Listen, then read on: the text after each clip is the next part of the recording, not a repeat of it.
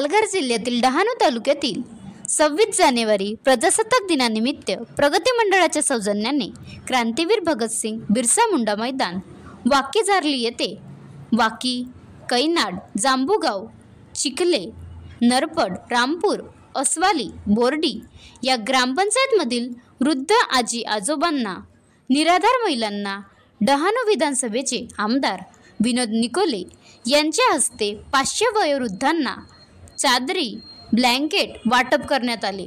या प्रसंगी तालुका सेक्रेटरी क्या रडका कलांगडा, महाराष्ट्र राज्य कार्याध्यक्ष चंद्रकांत गोरखना, उपसरपंच रमेश गांगाड, राजेश दळवी, कमलेश राबड, धनेश अक्रे, सुनील वानले, भरत कान्हात, सुकर्या उंबरसांडा, कुशल राऊत, रशीद आर्ट व मोठ्या संख्येने ग्रामस्थ उपस्थित होते।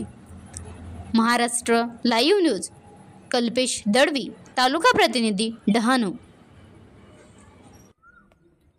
बनवा व्हिडिओ, पाठवा व्हिडिओ, आम्ही तुमच्या न्याय व हक्कासाठी लढा देऊ। ताज्या बातम्या व घडामोडींसाठी पाहत राहा फक्त महाराष्ट्र लाईव्ह न्यूज। आजच आमच्या चॅनलला सबस्क्राईब करा, शेअर करा, कमेंट करा आणि हो, बेल आयकॉन दाबायला विसरू नका। जय महाराष्ट्र।